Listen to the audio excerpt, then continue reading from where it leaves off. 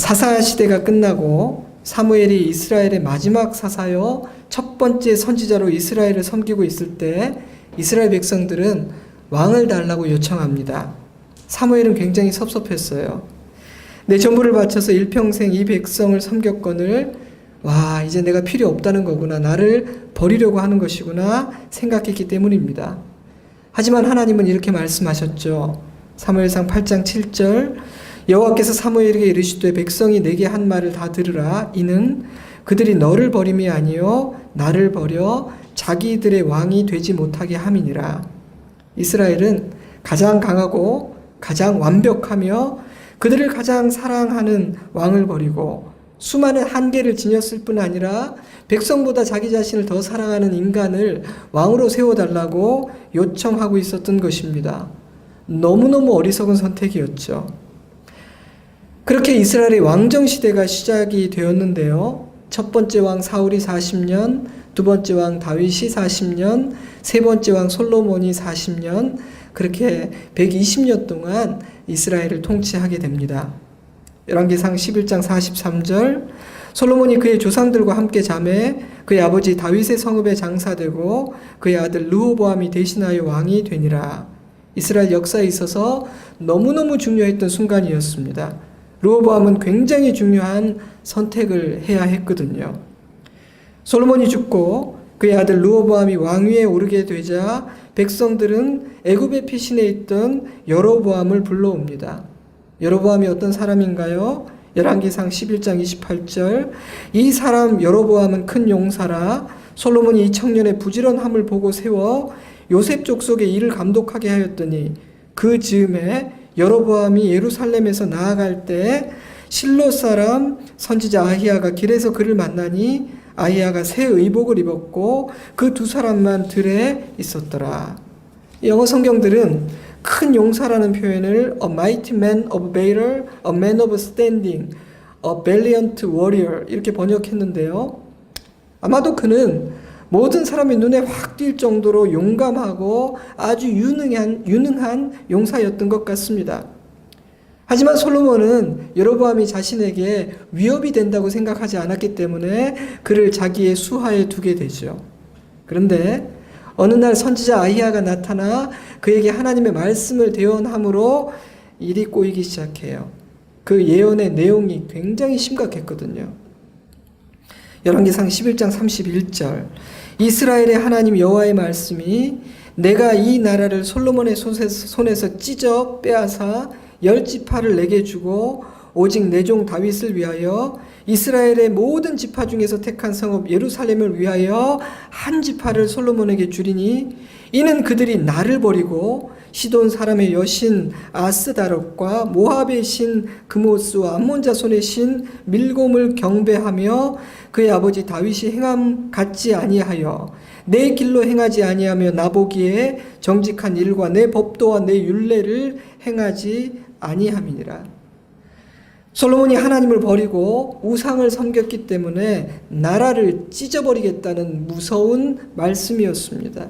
게다가 이스라엘의 12지파 중에 10지파를 떼어서 여로보암에게 주겠다고 말씀하셨죠. 이어지는 정황으로 볼 때 이와 같은 말씀이 여로보암에게 임하였다는 소문이 백성들 사이에서 돌았고 그 소문은 솔로몬 왕의 귀에까지 들렸던 것 같아요. 열왕기상 11장 40절, 이러므로 솔로몬이 여로보암을 죽이려 하매 여로보암이 일어나 애굽으로 도망하여 애굽 왕 시삭에게 이르러 솔로몬이 죽기까지 애굽에 있으니라. 소문을 들었던 솔로몬이 여로보암을 죽이려 했기 때문에 여로보암은 애굽으로 도망가게 되었죠. 이러한 솔로몬의 행동은 그가 얼마나 망가져 있는지를 보여주고 있습니다. 여러분, 솔로몬은 지금 단순히 한 사람을 죽이는 살인을 저지르려고 한 것이 아니에요. 그는 하나님께서 선지자를 통해 말씀하신 그 일이 이루어지지 않도록 방해하고 있었습니다. 살인도 나쁘지만 그는 하나님과 맞서고 있었던 것이죠. 여로보암만 죽이면 하나님의 계획은 수포로 돌아간다고 생각했기 때문입니다. 그러니 그는 지금 감히 하나님과 맞서고 있었던 것입니다. 승산이 있었을까요? 여로보암을 죽이기만 하면 하나님의 뜻을 꺾고 왕의 자리를 지킬 수 있는 것이었겠습니까? 이런 나의 유일한 대안인 여로보암이 죽어버리다니 이제 어떻게 하지? 큰일 났네. 하나님이 그렇게 당황하실까요? 하나님은 솔로몬이 우습게 여기고 맞서도 될 만큼 나약한 분이 아니십니다. 저는 하나님이 참 좋기도 하지만 저는 하나님이 두렵기도 해요. 그래서 그분 앞에서 함부로 까불지는 못하겠습니다. 그래서요, 하나님의 뜻임을 깨닫게 되면 두렵기도 하고 자신이 없어도 쉽게 거부하지는 못하겠어요. 때문에 저는 하나님을 두려워하지도 않고 그래서 함부로 말하고 함부로 행동하는 분들을 보면 와, 정말 하나님을 안다면 저러실 수 있을까? 나중에 하나님 앞에 서게 될 때 그 뒷감당을 어떻게 하려고 저러시나 싶은 마음이 들기도 해요. 여러분, 하나님은 우리가 맞설 수 없는, 아니 맞서서는 안 되는 분이십니다. 그런데 솔로몬은요, 하나님과 맞서고 있었어요. 사랑하는 성도 여러분, 하나님의 뜻이 드러나면 그것이 부담이 되든 아니든 내키든 내키지 않든 순종하는 것이 지혜입니다. 무엇인가 하나님께서 나에게 말씀하고 계신다고 느끼거나 하나님께서 내 손을 잡고 어디론가 이끌려고 하신다고 느껴진다면, 못 들은 채 무시하기에는 왠지 마음이 불편하다면 그 말씀에 순종하는 것이 좋습니다. 절대로 하나님과 맞서지 마세요. 하나님의 뜻은 선하시기에 두렵고 불편해도 순종하는 것이 지혜입니다. 선지자가 여로보암에게 했던 그 말에 대한 소문이 솔로몬의 귀에 들렸을 때 그는 정신을 차려야 했습니다. 아니, 내가 어쩌다가 이렇게 되었지? 처음에 왕이 될 때 나는 그런 사람이 아니었는데 내가 언제 어떻게 하다가 이렇게 부서져 버리고 망가져 버린 것이지? 솔로몬은 그렇게 생각해야 했습니다. 그러나 솔로몬은요, 여로보암을 죽이려고 했습니다. 하나님께서 허락하신 그 왕의 자리를 하나님의 뜻이 아니라 자기의 힘으로 지키려고 했습니다. 여러분, 솔로몬이 누굽니까? 그가 한때 열방의 지혜자로 소문이 나서 한나라의 여왕이 이 사람이 얼마나 지혜로운지를 보기 위해 올 정도로 지혜의 대명사였다는 사실을 생각하면 지금 솔로몬이 하고 있는 행동이 여러분 충격적이지 않습니까? 지금 그가 하는 행동은 조금도 지혜롭지가 않았으니까요. 여러분, 우리는 하나님을 경외하는 솔로몬과 하나님을 떠난 솔로몬이 얼마나 다른 사람인지를 주목해야 합니다. 지혜의 근본은 하나님이시기에 솔로몬은 하나님을 경외할 때에만 지혜로울 수 있었던 것입니다. 때문에 세상의 지식과 정보가 아무리 많아도, 아무리 높은 지위에 있어도, 이 세상에서 전문가라고 칭송을 받아도 하나님이 없는 인생, 하나님을 경외하지 않는 인생은 결코 지혜로울 수가 없습니다. 그래서 배운 사람, 똑똑한 사람들이 배우지 못한 사람들조차 하지 않을 어리석은 일을 행하는 것이 사실 그렇게 놀라운 일도 아니에요. 우리는 종종 착각하는 것 같아요. 이 세상의 지위나 학식들이 그 사람의 성숙과 지혜를 결정한다고 착각합니다. 안타깝게도 솔로몬이 걷고 있던 그 길은 아버지 다윗의 길이 아니라 자신의 왕좌를 지키기 위해 다윗을 죽이려고 했던 사울 왕이 걸었던 길이었습니다. 역사는 반복되고 있었죠. 이런 이유 때문에 여로보암은 애굽에 숨어 있었어요. 그런데 솔로몬 왕이 죽자 백성들은 그를 불러 르호보암 왕 앞에 세운 것입니다. 돌아온 여로보암은 백성들을 대표하여 왕에게 이렇게 말했습니다. 4절, 왕의 아버지가 우리의 멍에를 무겁게 하였으나 왕은 이제 왕의 아버지가 우리에게 시킨 고역과 매운 무거운 멍에를 가볍게 하소서. 그리하시면 우리가 왕을 섬기겠나이다. 당신의 아버지는 백성들에게 큰 고통을 주었습니다. 당신은 어떤 왕이 될 겁니까? 한마디로 그렇게 물었던 것이죠. 백성들이 이런 요청을 하게 된 이유는 솔로몬 왕이 행했던 무리한 건축 때문이었습니다. 솔로몬은 성전을 짓고 자기의 궁을 짓는데 20년이나 소모했거든요. 그 긴 시간 동안 백성들은 무거운 짐을 져야 했고 땀과 피를 흘렸습니다. 그래서 그들은 르호보암 역시 아버지와 같은 그런 왕이 될 것인지가 궁금했던 거예요. 하지만 여로보암의 말을 가만히 살펴보면 이들은 이 정권을 뒤집겠다는 결론을 이미 다 정해놓고 르호보암을 찾아온 것은 아닌 것 같습니다. 그랬다면 뭐하러 이런 번거로운 과정을 거쳤겠어요? 백성들은 이미 솔로몬 왕에게 상처받고 실망했으니 혁명을 하고 뒤집으면 되는 것 아니겠습니까? 게다가 그들에게는 여로보암이라는 상당히 괜찮은 대안까지도 있잖아요.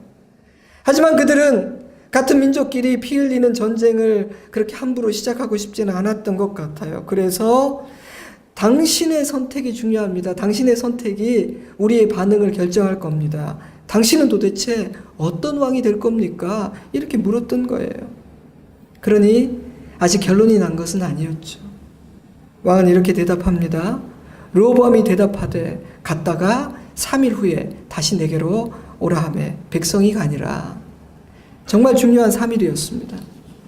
그 3일 동안 준비된 대답에 한 나라의 미래가 달려 있었으니까요. 근데 성경은 그 3일이라는 기간 동안에 있었던 모든 다른 일들은 다 생략하고 왕이 했던 오직 한 가지 일만을 기록하고 있어요. 아마도 그 행동이 왕의 선택에 있어서 아주 결정적인 행동이었기 때문이겠죠. 그가 한 일은 의논하는 것이었습니다. 조언을 들은 것이죠. 잘한 일이었습니다. 전 칭찬해주고 싶어요. 중요한 일일수록 지혜를 모아야 하니까요. 그런 말이 있지 않습니까? 리더십의 참 격언 중에 하나인데 우리 모두를 합한 것보다 더 지혜로운 한 사람은 없다. 그는 먼저 아버지를 섬겼던 원로들과 의논했죠. 12장 6절 르호보암 왕이 그의 아버지 솔로몬의 생전에 그 앞에 모셨던 노인들과 의논하여 이르되 너희는 어떻게 충고하여 이 백성에게 대답하게 하겠느냐. 대답하여 이르되 왕이 만일 오늘 이 백성을 섬기는 자가 되어 그들을 섬기고 좋은 말로 대답하여 이르시면 그들이 영원히 왕의 종이 되리이다 하나 왕이 노인들이 자문하는 것을 버리고. 노인의 대답은 지혜로웠습니다. 그들은 백성들의 마음을 이해했거든요. 그러나 왕은 노인들의 자문을 버리고 자기와 함께 자라난 어린 사람들을 찾아가 의논했는데요. 그들은 이렇게 대답했습니다. 10절 함께 자라난 소년들이 왕께 아뢰어 이르되 왕은 대답하기를 내 새끼손가락이 내 아버지의 허리보다 굵으니 내 아버지께서 너희에게 무거운 멍에를 매게 하였으나 이제 나는 너희의 멍에를 더욱 무겁게 할지라. 내 아버지는 채찍으로 너희를 징계하였으나 나는 전갈 채찍으로 너희를 징계하리라 하소서. 이들이 왜 이런 대답을 했을까요? 르호보암을 물먹여 보려고 작정한 걸까요? 꼴 보기 싫었는데 이번에 아주 그냥 물 한번 먹어봐라. 이런 못된 신부로 이런 조언을 한 걸까요? 저는 그렇게 생각하지 않습니다. 저는요, 이 대답은 그들의 수준과 실력을 보여줄 뿐이라고 생각합니다. 무슨 말이냐 하면 이들은요, 그냥 이들의 입에서는 이런 대답밖에 나올 수 없었다는 거예요. 실력이 안 되는 사람들이었으니까. 성경은 이들을 소년, 어린 사람이라고 표현했지만 르호보암은 41살의 왕위에 올랐기 때문에 왕과 함께 자라난 이 사람들은 원로들에 비해서 상대적으로 어렸던 것이지 나이가 아주 어린 사람들은 아니었습니다. 그들은 단지 어리석은 사람들이었어요. 자신들의 조언이 왕의 미래와 나라의 미래를 얼마나 어둡게 할 것인지라는 인식조차 없을 정도로 이들은 어리석었습니다. 그러니 그런 사람들에게 조언을 구한 왕 역시 어리석었죠. 여러분, 물어볼 사람에게 물어봐야 되는 거 아닙니까? 물어보지 않아야 될 사람에게는 물어볼 필요가 없는 것 아니겠어요? 그리 생각해 보면요, 우리가 어떤 사람에게 조언을 구하고 누구에게 물어보느냐도 이게 실력이라는 생각이 들지 않으세요? 약속한 3일이 지났습니다. 여로보암과 백성들이 찾아왔죠. 르호보암은 이렇게 대답했어요.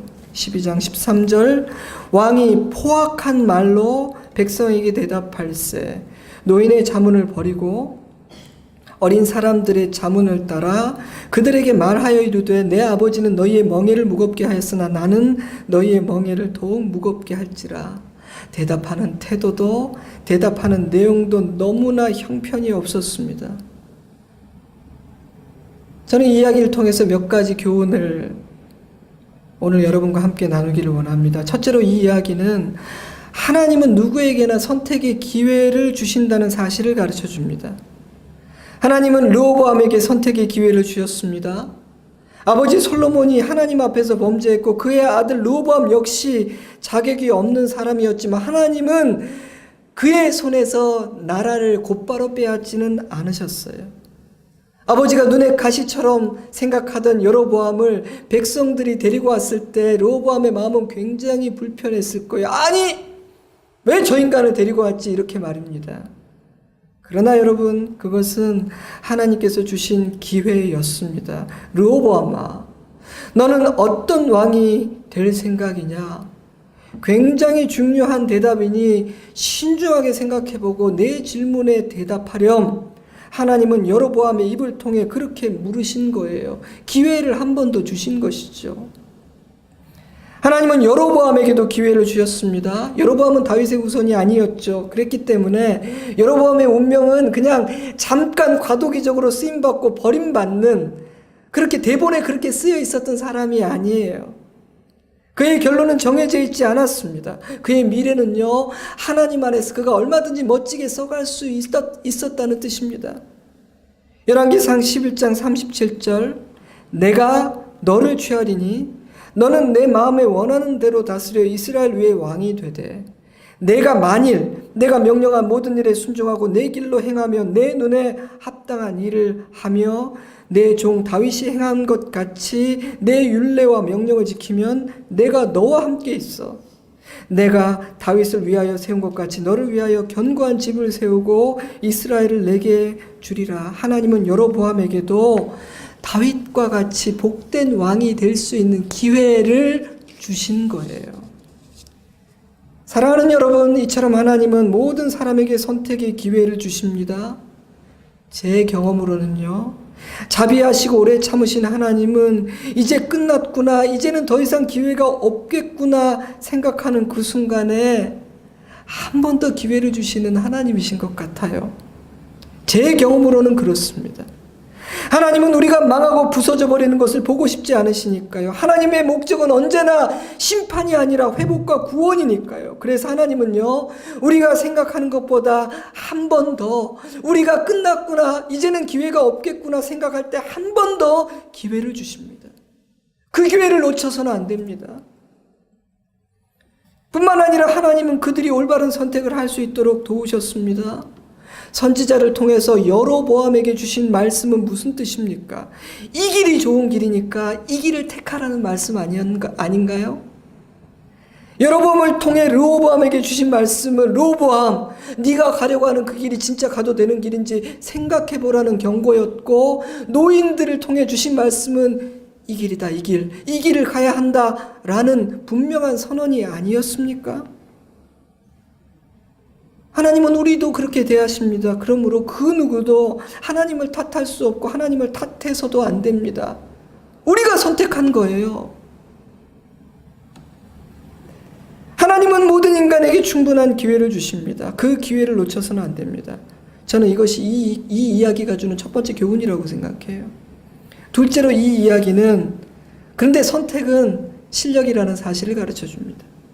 하나님은 우리에게 선택의 기회를 주시지만 선택은 우리의 몫입니다. 그리고 어떤 선택을 하느냐는 우리의 실력이에요. 그래서 저는 우리 성도들이 좋은 선택을 할 때마다, 와, 집사님 실력자시네요, 실력이 있으시네요, 꼭 이렇게 표현을 써서 칭찬을 해드리죠. 여러분, 우리 교회에는요, 생각보다 많은 실력자들이 있습니다. 우리 성도들은 그냥 조용하고 점잖고 얌전한 편인데 조용하다고 무시하시면 안 돼요. 실력자들이 굉장히 많아요. 사실 목소리 크고 강한 사람 중에 허당이 더 많을 것 같아요. 여로보암과 르호보암의 선택은 그들의 실력이 어느 정도인지를 보여주었습니다. 르호보암은 어떤 선택을 했습니까? 그는 지혜로운 노인의 자문을 버리고 어린 친구들의 어리석은 조언을 받아들였습니다. 그것이 그들의 실력이었죠. 르호보암의 대답에 실망한 열지파는 여로보암을 왕으로 세웁니다. 왕이 된 여로보암 역시 선택을 해야 했습니다. 그는 어떤 선택을 해야 했나요? 어떤 선택을 했나요? 그는 베델과 단에 금송아지를 세웠어요. 그것이 그의 실력이었습니다. 왜 그렇게 했을까요? 열왕기상 12장 26절, 그의 마음에 스스로 이르기를 나라가 이제 다윗의 집으로 돌아가리로다. 만일 이 백성이 예루살렘에 있는 여호와의 성전에 제사를 드리고자 하여 올라가면 이 백성의 마음이 유다 왕된 그들의 주 르호보암에게로 돌아가서 나를 죽이고 유다의 왕 르호보암에게로 돌아가리로다 하고, 이에 계획하고 두 금송아지를 만들고 무리에게 말하기를 너희가 다시는 예루살렘에 올라갈 것이 없도다. 이스라엘아, 이는 너희를 애굽 땅에서 인도하여 올린 너희의 신들이라 하고 하나는 베델에 두고 하나는 단에 둔지라. 여로보암이 이런 선택을 했던 이유는 백성들이 남쪽 유다 나라로 돌아가는 것이 두려웠기 때문입니다. 물론 당시 이스라엘 백성들은 하나님을 버리고 우상을 섬기는 타락한 족속들이긴 했지만 그들은 여전히 종교적인 사람들이었어요. 게다가 그들 중에는 여호와를 경외하는 경건한 사람들도 남아 있었습니다. 그런데 문제는요, 지도를 보시면 알겠지만 예루살렘이 남쪽 유다 땅에 있었다는 것이 문제였어요. 이스라엘 백성에게 예루살렘은 종교적 역사적 성지였기에 유대인들은 절기마다 그곳을 방문했고 일생 가운데 그곳을 방문하기를 모두가 꿈꾸는 곳이기도 했습니다. 그런데 그런 예루살렘이 남유다 땅에 속해 있었으니 백성들이 예루살렘에 가기 위해 한 번, 두 번 가다 보면 그 나라의 마음이 빼앗기고 르호보암 왕에게 마음을 주게 되고, 그래서 결국은 어느 날 나를 죽이게 될 것이다. 여로보암은 그런 두려운 마음이 들었던 거예요. 여러분, 우리가 어떤 생각을 깊이 하는 것은 참 중요하고 좋은 습관이죠. 근데 하나님 밖에서 생각을 깊이 하면요, 그 결론이 참 비관적이고 부정적이고 어두운 결론이 되는 것 같아요. 하나님 안에서 묵상할 때만 희망적이고 선하고 바른 결론을 내릴 수가 있는 것입니다. 그런데 여로보암은 하나님 밖에서 너무 많이 고민하고 그 일을 곱씹고 곱씹었기 때문에 굉장히 비관적인 결론을 내렸습니다. 아직 아무런 일도 일어나지 않는데 르호보암의 마음은 이미 막 백성들이 칼을 들고 와서 자기를 죽이고 자기는 쫓겨나는 상상을 하게 된 것이죠. 그래서 그는 금송아지를 만듭니다. 그리고 이렇게 선언하죠. 이 금송아지가 너희의 신이다. 애굽에서 인도해낸 너희의 신이다. 예루살렘까지 갈 필요가 없다. 내가 베델과 단에 이 금송아지를 세워둘 테니 북이스라엘 땅에서 이 신을 섬기면 된다 말했던 거예요. 르호보암도 여로보암도 잘못된 선택을 하고 말았습니다. 이것이 그들의 실력이었죠. 자, 결과가 어땠습니까? 르호보암의 선택은 나라를 둘로 쪼개고 말았고 여로보암의 선택은 북이스라엘이 걷게 될 파멸의 서망이었습니다. 물론 경제적으로나 군사적으로만 볼 때는 강성했던 시기도 있었지만 영적인 관점에서 볼 때 북이스라엘은 항상 어두웠고 점점 더 어두워져 갔습니다. 저는 여로보암의 이 잘못된 선택이 이스라엘의 불행의 씨앗이었다고 생각합니다. 금송아지를 세우고 하나님 대신 섬기라 선포했을 때 아마 대다수의 백성들은 그냥 이사가기도 힘들고 그 땅이 좋으니까 거기에 남아서 왕이 하라는 대로 했을 거예요. 예루살렘 가기를 포기하고 베델과 단으로 가서 금송아지 앞에 엎드려서 우리를 좀 도와달라고, 잘 먹고 잘 살게 해달라고 기도를 했을 거예요. 그러나 그 땅에 남아있던 경건한 사람들은 그러한 여로보암의 행태를 보고 이 나라에 소망이 없다고 생각하기 시작했을 거예요. 하나님이 이 나라를 버렸구나. 하나님이 이 나라에 계시지 않겠구나. 그래서요, 대부분의 백성들은 남아있지만 여호와를 경외하는 백성들은 하나 둘씩 남쪽 유다로 떠나기 시작했습니다. 르호보암이 잘했기 때문이 아니었어요. 여로보암이 너무나 못했기 때문에 그렇게 된 거예요. 가끔 그런 경우가 있잖아요. 적이 나를 도와준다 이렇게 느낄 때가 있죠. 사랑하는 성도 여러분, 더 이상 경건한 사람들이 존재하지 않는 공동체, 하나님을 경외하는 기도의 사람들이 모두 떠나가 버린 나라, 어떨 것 같아요? 물론 그들이 떠나도 여전히 숫자가 많고 경제적으로나 군사적으로도 그 나라가 망한 것은 아닙니다. 오히려 풍요로웠죠. 그러나 하나님을 경외하던 사람들이 그 나라에 소망이 없음을 깨닫고 떠나가 버린 북이스라엘은 이미 죽은 나라였습니다. 사랑하는 성도 여러분, 우리 자신의 인생과 우리의 가정과 하나님의 교회와 나라를 바라보는 우리의 관점은 어떤 것 같습니까? 겉으로 보이는 것과 이 세상의 기준으로 판단해서는 안 됩니다. 북이스라엘은 겉보기에는 큰 문제가 없었죠. 그러나 그 속이 썩어가고 있었습니다. 늘 말씀드리지만 저와 여러분은 절대로 우리 실력 이상의 선택을 할 수가 없습니다. 때문에 우리의 선택은 언제나 우리의 실력을 정확하게 드러냅니다. 문제는 실력이 없기 때문에 잘못된 선택을 하면 반드시 그 선택의 대가를 내가 지불하게 된다는 것이죠. 사랑하는 가족들이 지불하게 되고 공동체가 지불하게 됩니다. 우리는 어떤 선택을 하고 있습니까? 우리가 해온 선택들은 우리의 실력이 몇 점이라고 말하고 있는 것 같습니까? 셋째로 이 이야기는 조언이란 답을 정해놓고 듣는 것이 아니라는 사실을 가르쳐 줍니다. 인생의 위기를 만났을 때나 중요한 갈림길에 섰을 때 너무 조급하게 결정을 내리거나 혼자서 결정하는 것은 결코 지혜로운 일이 아닙니다. 왜냐하면 인간은 육체적으로, 감정적으로, 영적으로 약해져 있거나 누군가의 공격을 받거나 심한 압박 가운데 있을 때 좋은 선택을 할 가능성이 굉장히 낮아지기 때문이죠. 그런 차원에서 여로보암이 찾아와서 갑자기 당황했을 때 그 자리에서 답하지 않고 3일간 말미를 달라, 내가 좀 생각해 보겠다고 말한 것은 굉장히 칭찬해주고 싶고요. 특별히 그 3일 동안 혼자서만 생각하는 것이 아니라 누군가와 의논했다는 것은 제가 굉장히 칭찬을 해주고 싶어요. 르호보암에게는 의논할 사람이 있었죠. 그런 차원에서 여로보암보다는 유리했습니다. 왜냐하면 조금 전에 읽었던 열왕기상 12장 26절을 보면 그의 마음에 스스로 이르기를 이라는 표현이 있어요. 그걸 보면 여로보암은 의논할 상대가 없었던 것 같아요. 아니면 의논하지 않았거나 그는 혼자 결정하고 명령을 내린 것뿐이죠. 그러니 의논할 사람이 있었던 르호보암은 여로보암보다는 좋은 선택을 하고 좋은 결정을 할 수 있는 유리한 자리에 있다고 생각할 수 있지 않겠어요? 그러나 조언을 듣는 그의 태도에 문제가 있었습니다. 저는 이 사람이요, 의논한다는 것이 도대체 무엇을 의미하는지를 몰랐다고 생각합니다. 르호보암에게는 이미 원하는 답이 있었습니다. 그래서 노인들의 조언을 버린 것이죠. 왜냐하면 친구들이 했던 말이 자기가 원래부터 듣고 싶었던 말이거든요. 사랑하는 성도 여러분, 여러분은 누군가와 의논한다, 누군가에게 조언을 구한다는 것이 어떤 것이라고 생각하시나요? 저는 그것은 다른 사람의 생각에 내가 영향을 받을 준비가 되어 있다는 뜻이라고 생각해요. 그러므로 조언을 구하는 사람의 마음은 겸손해야 합니다.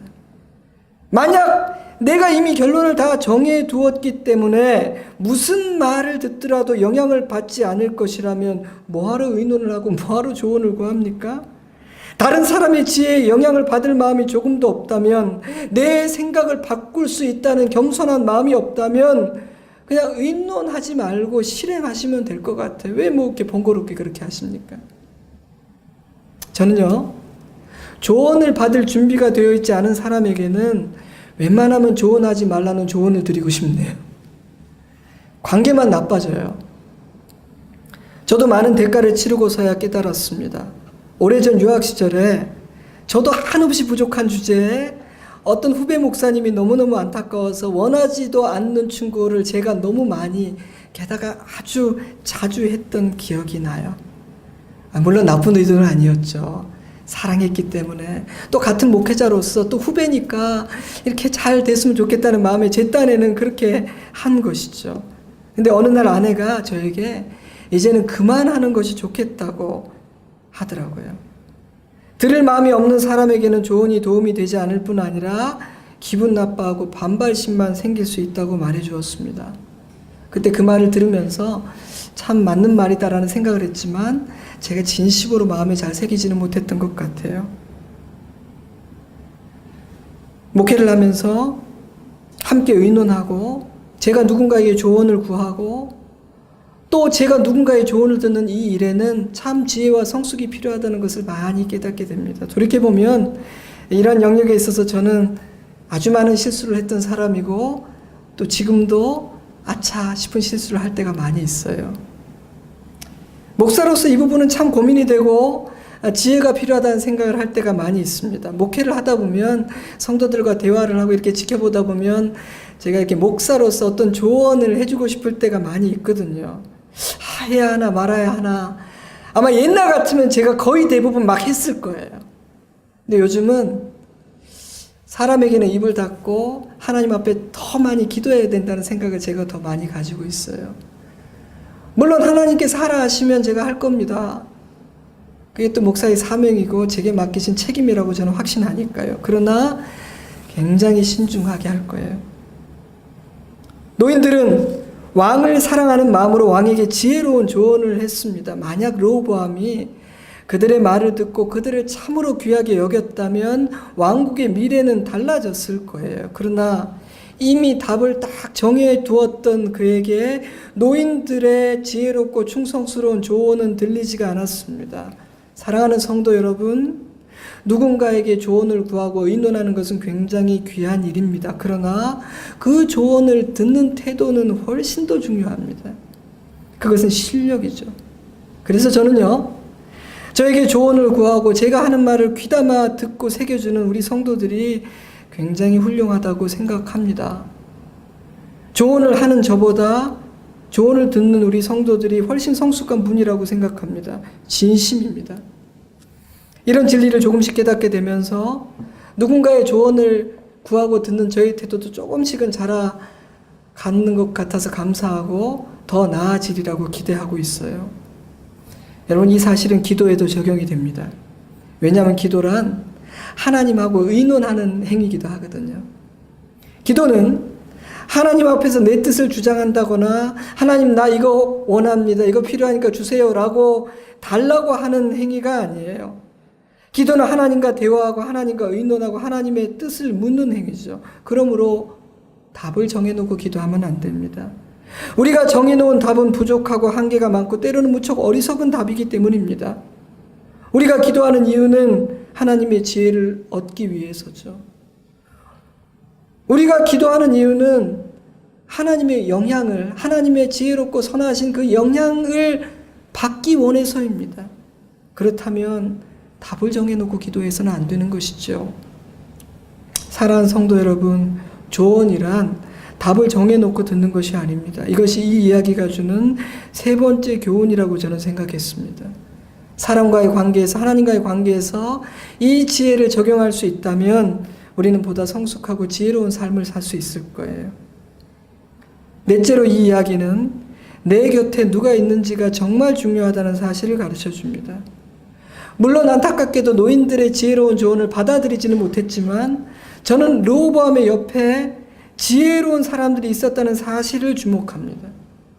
어떤 성도가 중요한 선택을 해야 했습니다. 마음을 정하기 전에 두 친구를 찾아갔죠. 이유는 조금 달랐지만 두 사람은 같은 방향으로 좋은 조언을 해주었고 그 성도는 그 조언을 받아들이고 좋은 선택을 할 수 있었습니다.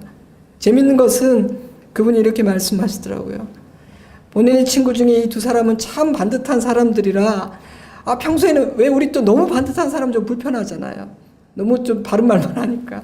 그게 좀 불편하고 이번에도 내가 이거 의논하면은 분명히 이렇게 말할 거야 하는 짐작이 있었음에도 그분을 찾아갔다고 하시더라고요.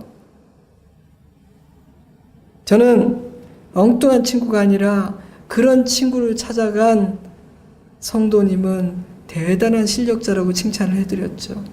그리고 성도님 주변에 이런 사람이 있다는 것은 큰 복이라고 말씀해 드렸습니다. 사랑하는 성도 여러분, 여러분의 주위에는 누가 있나요? 여러분은 누구와 어울리고 어떤 사람의 조언을 구하시나요? 얼마 전에 제가 나는 안전한 사람인가? 나는 안전한 사람인가라는 책을 읽었습니다. 구입하지는 마세요. 아주 좋은 문제 제기에 비해서 내용이 좀 너무 일반적이라 제가 조금 실망했습니다. 여러분 안 보셔도 될 것 같아요. 하지만 그 책이 다루고 있는 그 주제가 굉장히 인상적이었습니다. 저자는 우리 주위에는 안전한 사람과 해로운 사람이 있는데 좋은 사람, 안전한 사람을 분별할 줄 아는 능력은 우리의 인격과 신앙 성적에 반드시 필요한 중요한 요소 중 하나라고 주장합니다. 저자는 나를 더 나은 사람이 되도록 돕는 사람을 안전한 사람, safe people이라고 부릅니다. 그런데 너무나 많은 사람들이 자신에게 도움이 되는 안전한 사람이 아니라 오히려 자기를 다치고 아프고 상하게 하는 해로운 사람들을 믿고 의지하고 교제하는 경우가 굉장히 많더라는 사실을 지적해요. 아이러니하죠? 저자가 많은 사람을 상담해 본 결과 해로운 사람과 결혼해서 상처를 받고 해로운 사람과 파트너가 되고 친구가 되어서 고통을 당하는 경우가 생각보다 너무나 많더라는 거예요. 조금만 주의를 기울이면 그가 해로운 사람이라는 사실을 발견할 수 있는데 이런저런 이유들로 해로운 사람들을 자신의 삶의 바운더리 안으로 들여다 놓기 때문에 다치고 상하게 된다는 것입니다. 물론 그들과 관계를 맺지 않을 수는 없죠. 하지만 바운더리를 정해놓고 어느 정도까지 내 삶에 영향을 끼치도록 허락할 것인지를 우리가 분별하고 결정해야 된다는 것이었어요. 저자는 해로운 사람들 가운데서 안전한 사람을 분별하는 지혜를 갖는 것은 굉장히 중요하다고 주장합니다. 사랑하는 성도 여러분, 우리의 삶의 바운더리 안에는 어떤 사람이 있습니까? 혹시 우리는 아무나 들어와 영향을 끼치도록 허락하고 있지는 않나요? 우리는 우리가 새겨 듣고 영향을 받아야 할 말과 그저 흘려보내야 할 말들을 잘 구별하고 있습니까? 그냥 교제를 나눌 정도의 사람과 영향을 받고 조언을 구해야 할 사람을 구별하는 지혜가 우리에게 있습니까? 우리 주변에 있는 사람 중에 안전한 사람은 누구이고 해로운 사람은 누구인 것 같습니까? 얼마 전 만난 어떤 분이 나이가 들면서 인간관계가 정리되고 재편된다고 하셨습니다. 어떤 관계는 정리가 되고 또 어떤 관계는 전에는 그렇게까지 친하지 않았는데 나이가 들면서 더 가까워지는 관계도 있고 또 전혀 알지 못했지만 새롭게 만나고 맺게 되는 그런 새로운 관계도 있다고 말씀하셨어요. 그 이유가 무엇인지를 생각해 보니 아마 자기가 조금 철이 들고 지혜가 생기게 되어서 사람 보는 기준과 관점이 달라져서 인간관계도 정리가 되고 재편이 되는 것이 아닐까 싶은 생각이 든다고 얘기하셨습니다. 저는 동의했어요. 사랑하는 성도 여러분, 우리의 곁에 나를 성장하게 하고 나를 보호해주는 안전한 사람들이 더 많이 있기를, 그런 사람들만이 우리 삶의 바운더리 안으로 들어올 수 있기를 주님의 이름으로 축복합니다.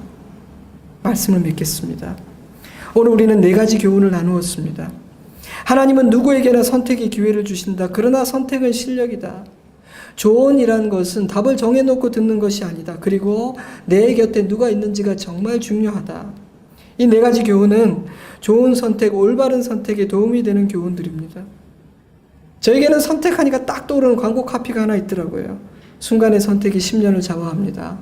제가 찾아보니까 광고가 있던데 이 LG가 금성일대 시절의 광고입니다. 여러분 혹시 우리나라의 칼라 방송이 언제 시작됐는지를 기억하세요? 찾아보니까 1980년 12월이었는데 야, 그 당시에 TV 가격이 이 정도였구나. 제가 새삼 이렇게 깜짝 놀랐어요. 이 광고의 카피처럼 선택은 중요합니다. 사소한 선택도 있지만 10년 안이 내 인생의 방향을 좌우할 결정적인 선택도 있기 때문에 우리에게는 실력과 지혜가 필요합니다. 왜냐하면 우리 인생에는 결코 쉽게 선택해서는 안 되는 중요한 선택들이 많이 있으니까요. 사랑하는 성도 여러분, 우리는 어떤 선택을 하며 살아왔습니까? 가장 최근에 했던 우리의 선택은 지혜로운 선택이었다고 생각하십니까? 사실 저와 여러분은 그렇게 지혜롭지 못합니다. 우리는 인간적이고 세상적인 것들에 영향을 많이 받습니다.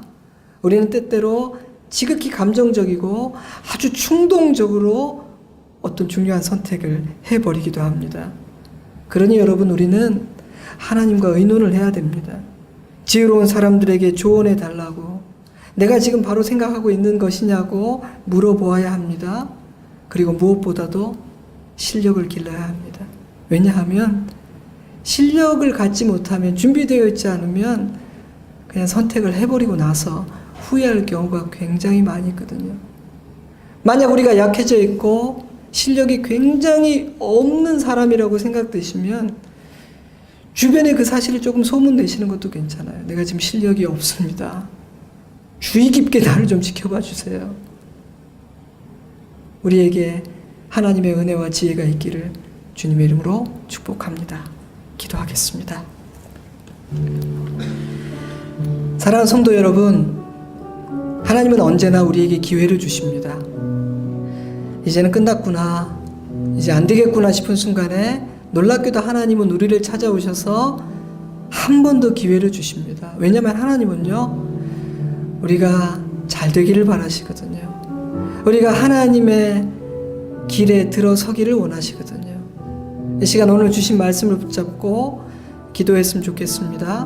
만약 여러분이 지금 중요한 선택을 해야 된다면 그 선택을 하나님께 올려드리며 의논하셨으면 좋겠습니다. 우리 주변에 안전하고 건강하고 선한 사람들을 붙여주시고 해로운 사람들을 분별하는 지혜, 실력을 주시기를 기도했으면 좋겠습니다. 함께 기도합니다. 아버지 하나님, 아버지 하나님, 도와주시옵소서.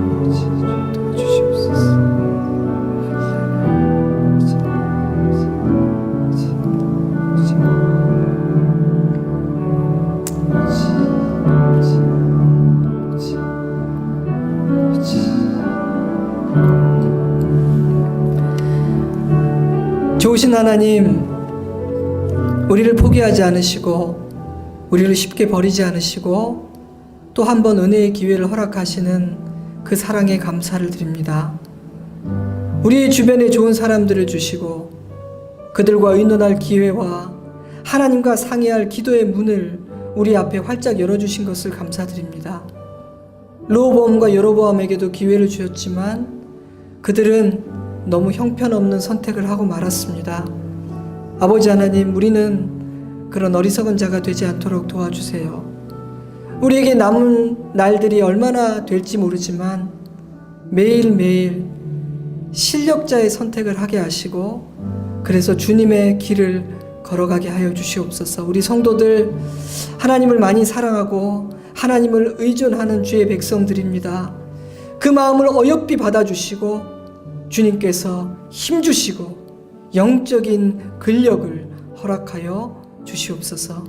감사드리며 예수님 이름으로 기도드리옵나이다. 아멘.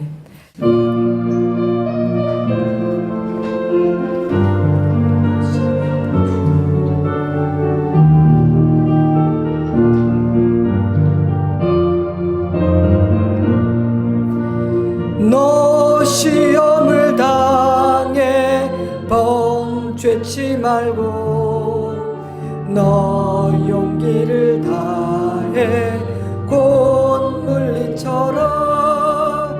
너 시험을 이겨 새 힘을 얻고 주 예수를 믿어 늘 승리하라. 우리 구주의 힘과 그의 위로를 빌라. 주님 내 편에서 잘 이기는 자는 상 주시리니 넌 낙심치 말고 늘 전진하라. 내 구세주 예수 힘 주시리니 주 예수를 믿어 늘 승리하라. 우리 구주의 힘과 그의 위로를 빌라. 주님 내 편에서 항상도 우리 구주의 힘과 우리 구주의 힘과 그의 위로를 빌라. 주님 내 편에서 우리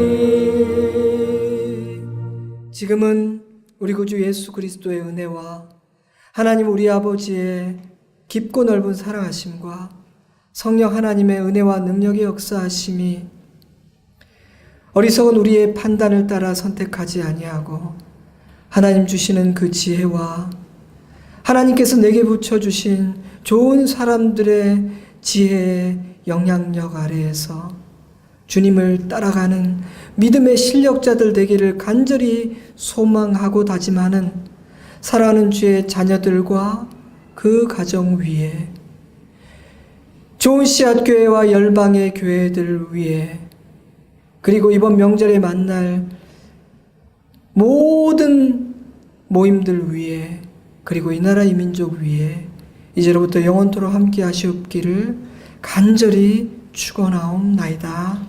아멘.